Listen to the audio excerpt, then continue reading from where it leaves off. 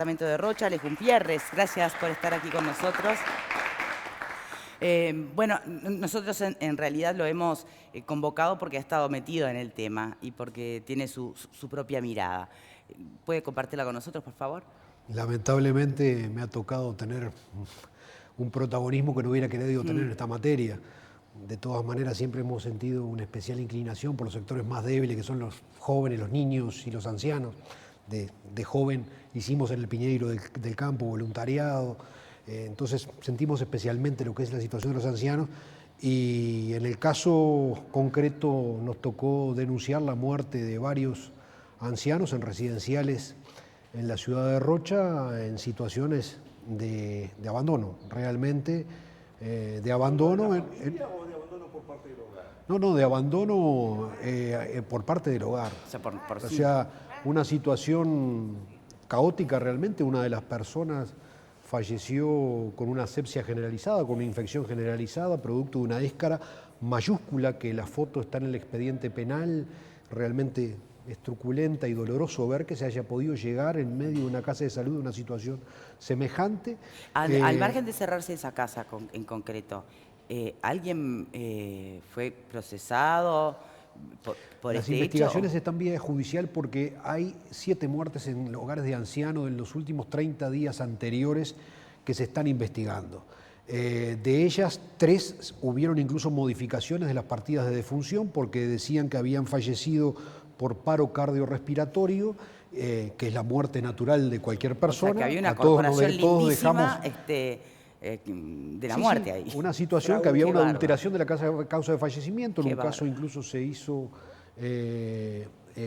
hizo una autopsia que permitió determinar Que la causa de muerte había fehacientemente sido que las otra, causas eran exacto. totalmente ajenas a ellos. Se reconstituyó la O sea, que partida ahí también tenés hasta de un defunción. forense corrupto. Hay muchos más problemas, sin duda.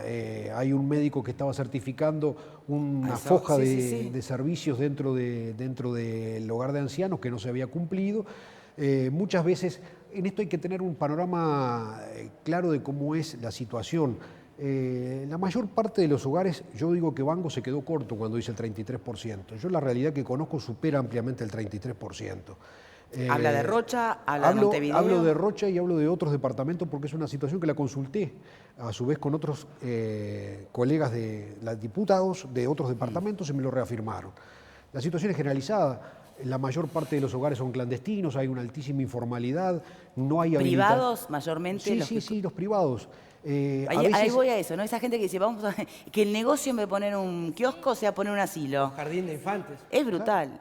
No, y además hay un tema que incluso, también lo sé por experiencia propia, que en muchos casos ni siquiera hay un caso de lucro excesivo, sino hasta de subsistencia por la persona que mantiene la casa. Y muchas veces se especula y se hacen negocios con los préstamos de los jubilados. Se sacan préstamos sobre los jubilados y más cuando están cerca de su fecha de fallecimiento, se toman importantes sumas que después, claro, no hay problema de que se le vayan a debitar de las jubilaciones que quedan en su generalidad transgrediendo la ley que dice que no se puede retener más de un 70%, el 100% de esas jubilaciones quedan en el beneficio de las casas estas de los residenciales de salud. Después hay otros panoramas que son los hogares de ancianos a nivel público. Los hogares de ancianos a nivel público tienen otro nivel, otra jerarquía, los hay variopintos, pero obviamente que no existe todo este mercadeo de estas situaciones absolutamente irregulares. Hay de distintas calidades, pero generalmente con un servicio digno. Yo creo que lo que falta mucho, y está diagnosticado por especialistas, es que simplemente se han transformado en depósitos de ancianos y no un lugar donde se recree. Es imposible sustituir a la familia, obviamente, pero se recree una suerte de lazos o de comunidad que genere una dinámica de colectiva. Se ven los ancianos sentados en sus sillas, como máximo mirando televisión. Es muy escaso la posibilidad de actividades lúdicas o recreativas o formativas, algunos hogares lo tienen, pero son excepcionales. Hay algunos que han hecho realmente culto de ellos, muchos de ellos vinculados a lugares, a religiones. Hay casos modélicos como el hogar de Colonia Valdense, que es uno de los más viejos del Uruguay, desde 1933, que trabaja con un nivel brutal de atención, con zonas parquizadas, con esparcimientos, con coros, con talleres de música, pero claro, esos son las excepciones, lamentablemente. Exacto. Sobre todo, además, lo ideal sería que algo así existiera en cada departamento, como para que realmente la familia además pudiera mantenerse en un contacto lo más diario posible, De ¿no? todas Hay maneras, Victoria, instancias- creo que hay que cuantificar este fenómeno. O sea, es doloroso y es muy duro. Y hay responsabilidades políticas porque esto no debería ser que nuestra denuncia haya ocasionado toda una situación que desencadenó una Sí, ¿cómo se investigación a nivel enteraron en nacional. Rocha de esta casa en concreto? ¿Cómo? ¿Cómo surge en Rocha? ¿Quién denunció lo que estaba pasando en Rocha? Me aparecieron personas que me empezaron a pasar datos hasta que me llegaron fotos de personas en situación y obviamente que no soy bienvenido en las casas de salud, por Sí. lo tanto las veo de la puerta de afuera. Pero siempre en estas cosas hay informantes. Y además en la casa de salud, obviamente, No, que pero pagan tal vez justos fue por pecadores, ¿no? pero tal vez fue un familiar, o tal vez fue... Sí, sí, en uno de los casos fue un familiar. Y en los otros, personas que trabajaban adentro o que visitaban, que fueron y me denunciaron la situación existente. ¿En algún caso reciben fondos, aparte de los fondos que pueden recibir de instituciones estatales nacionales, reciben fondos de la Intendencia de Rocha también? No, los públicos. Los públicos sí reciben partidas, generalmente muchas veces conveniadas con el BPS o partidas fijas de la Intendencia para el mantenimiento, partidas del INDA que son para canastas de alimentación. Y bueno, ¿Y los esas son las privados, partidas. Los privados no reciben. Los privados no reciben. Que es donde asistencia hubo de este problemas tipo. entonces. Exacto. Claro, a mí lo que me gustaría dejar en claro es la diferencia, ¿no? De cuando son lugares públicos y cuando son lugares privados, porque quiero creer, por lo menos quiero creer que si bien puede haber pecado de omisión de supervisación el Estado, en tanto como regulador, en el ámbito privado es una cosa, pero que además sea responsable en el ámbito público de este tipo de irregularidades, también cambia la situación, ¿no? Claro. Lo que pasa es que hay una tan grande informalidad. Primera cosa, yo creo que no existió un buen trabajo del Ministerio de Salud Pública ni del MIDES. Hoy día son compartidas las responsabilidades en este rubro. La ley exige una periodicidad de visitas y de recorridas y una serie de requisitos para habilitaciones. Pero sin perjuicio de las habilitaciones, la forma más sencilla como se hace, y básicamente en el interior, donde están más de la mitad de los hogares, pongamos número, hay aproximadamente unos 1000 hogares de ancianos residenciales de salud en el país, que tienen unos 13.000 personas, que son un 3% del total de las personas mayores de 65 años.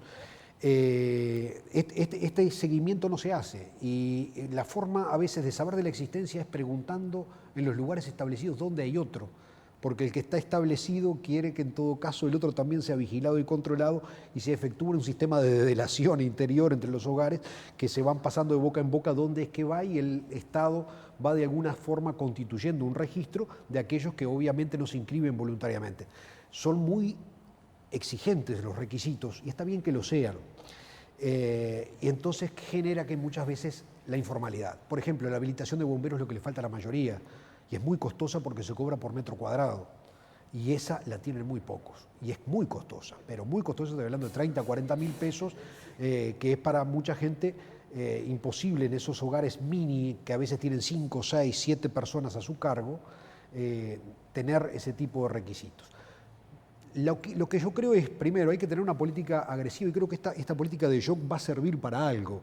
Lamentablemente estas personas que murieron, esta política de shock digo que significó la toma de conciencia pública de que hay gente que está muriendo por omisiones dentro de los hogares de salud. Que ojo, no solamente en Rocha, mire que en Salto ya murieron en abril de este año, fallecieron 2 personas, en Cerro Largo el año pasado ya había habido antecedentes, o sea el gobierno ya de esto estaba avisado, por decirlo así. Bueno, pero no hemos constatado ninguna política de shock, en todo caso lo único que escuchamos decir a las autoridades es sí, habría que cerrar una de cada 3, exacto. Pero bueno, hasta ahí nos quedamos, ¿no? La política de shock es, digo, el hecho de haber choqueado a la opinión pública con la denuncia para que se tome conciencia de esto políticamente. Bien. Ahora el Estado tiene que actuar y si no actúa como político yo le voy a exigir responsabilidades parlamentarias y políticas obviamente en su momento. Tomaremos un tiempo prudencial para que esto ocurra, un encarrilamiento, porque entendemos lo de fondo que se ha planteado y se plantea la lógica. ¿Qué pasa? Cerramos el hogar, ¿a dónde van a parar los viejitos? Pero tampoco eso se excusa para que todo siga igual. Entonces lo que tiene que haber es una política gradual de ajuste a las condiciones de la legalidad.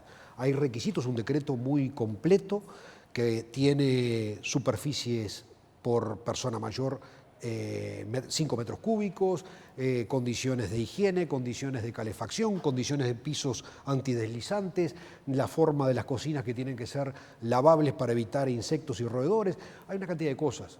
Bueno, hay que empezar a ajustar porque la normativa no solamente prevé el cierre o la clausura, sino que hay una serie toda de etapas intermedias que van desde el simple apercibimiento, la amonestación, la multa, la suspensión y tramo final, el cierre. O sea, Entonces, que se les da hay hasta la escaleras a posibilidad de recorrer. poder mejorar el Claro, servicio y yo cumplir creo con que el las poder normas. público lo que tiene que hacer es tomar conciencia de esto y empezar a ajustar y poner plazos, porque cada vez que se dice, bueno, acá hay un gabinete higiénico que no está en condiciones, usted tiene 60 días para ponerlo en condiciones y en 60 días venimos. ¿Qué pasa con la denuncia del propio, o la posible denuncia del propio usuario? No la familia. Digo de la persona, claro, si es una persona que está con dificultades y ya en un estado de salud que tal vez ni siquiera sea consciente de lo que pasa, pero si estás en una edad en la que terminás en una casa de salud, bueno, por distintas razones, pero que tú intelectualmente sos absolutamente consciente de todo. ¿Nunca se registró ver a una persona mayor denunciando, miren, me están tratando mal acá, me están haciendo Dos cosas, esto, me Victoria, están... Dos cosas. Una primera es que hay ¿Quién un le pone el problema que no se micrófono? animan a denunciar, porque están ahí muchas veces dejados hasta por sus propios familiares. Segundo, se genera un extraño lazo de dependencia afectiva muchas veces. Se ha producido que en los hogares que se han cerrado, estos ancianos lloran porque no sabe qué va a pasar con ellos, porque la gente, por más que esté en condiciones muy precarias, les dan la comida todos los días y eventualmente reciben condiciones básicas de higiene. Entonces es muy difícil pensar en esto. Nosotros ahora propusimos en el día de ayer en la comisión en el Parlamento que está estudiando el Sistema Nacional Integrado de Cuidados, que va a tener como una parte todo el tema de los adultos mayores, la creación de un ombudsman, o sea, de un defensor de los usuarios donde sea un lugar que pueda, dentro de toda la hipertrofia burocrática que tiene el Estado, sea un lugar para que el usuario vaya a denunciar a un comisionado parlamentario, a un ombudsman del Sistema Nacional Integrado de Cuidados, dónde están las irregularidades, los problemas. Como para lo que hay del sistema carcelario, que lo haya del sistema Exactamente, nacional. exactamente. Esto va a ser muy importante, es tanto o más importante que el sistema carcelario, porque va a manejar mucho más gente y mucho más volumen de dinero. Bien, breve porque tenemos que hacer una pausa, por favor, Martín. Creo que tenemos que un poco como clarificar también por qué se da esta mirada que tenemos sobre las personas ancianas, que termina no siendo una mirada sujeta a derecho. Estamos en un sistema en el cual los vínculos se toman en forma utilitaria. Ya cuando no significamos un medio de producción para el sistema, parece que dejamos de ser productivos para un montón de cosas para esta sociedad. Ayer hablábamos del rol social de algunas empresas, por ejemplo, como la del transporte. El rol social que tiene estas empresas que se dedican a trabajar con las emociones y las vidas de las personas que ya están en el final de su vida, es un caudal muy grande para la sociedad que no estamos sabiendo cómo pagarlo o cómo retribuirlo. Entonces ahí el juego del Estado me parece que no puede haber dobles lecturas. Tiene que gestionar, tiene que controlar e incluso tiene que estar pensando estratégicamente para una sociedad que es altamente envejecida, cómo va a tratar esa porción de su población e incluso pensar si no tiene que subsidiar o acompañar con algunos incentivos que hagan que estos servicios sean mejores de lo que son. Hay lugares que realmente son depósitos de personas. Yo tengo, gracias a Dios, 2 amigas que tienen y son ejemplo de lo que de trabajar con personas en base a derecho. Una, sobre todo... Da el nombre, porque digo, todo sirve, todo suma. Bueno, hay una que el centro se llama AMAE y que tiene la particularidad, dirigido por Rosario, de que trabaja con personas con Alzheimer y con deterioro cognitivo, que es otro temón. Es otro, absolutamente. Y es otro temón, y los No, centros de requiere días otro es trabajo, otro otra temón. especialización, por supuesto. Juan Carlos, llegamos a la pausa. Bueno, yo quería dar una mirada diferente. Creo que no se puede generalizar, y voy a la idea de Alvarito que habría que haber dicho, sabemos que está este problema, pero por ejemplo tengo una experiencia porque tengo una empresa de levante de residuos y entro todas las semanas a un geriátrico y el ambiente es espectacular, no es todo lo negativo, todo lo que se está resaltando en esto, sino que el tratamiento es bueno y yo voy entrando a este lugar como concejal, nunca lo dejo de lado, o sea, soy sindicalista y concejal y trato siempre de observar si es verdad lo que te cuentan. ¿Cómo se llama ese lugar? El Hogar Feliz está en la calle Asilo y creo que realmente hay lugares que están mal, hay lugares que están bien, hay ondas positivas y hay lugares que necesitarían, como dice el compañero, el ayuda para que sea mejor, porque este servicio es necesario y claramente el Estado no puede darlo para todo el mundo, ¿no? Bien, tenemos que hacer una pausa. Me decías hoy en la tanda que en el Hogar Feliz sí ven Esta Boca es Mía. Sí, en Entonces- este momento nos están viendo entonces y mandamos saludos a siempre las le amigas de mandamos Juan saludos. Carlos. Ya venimos.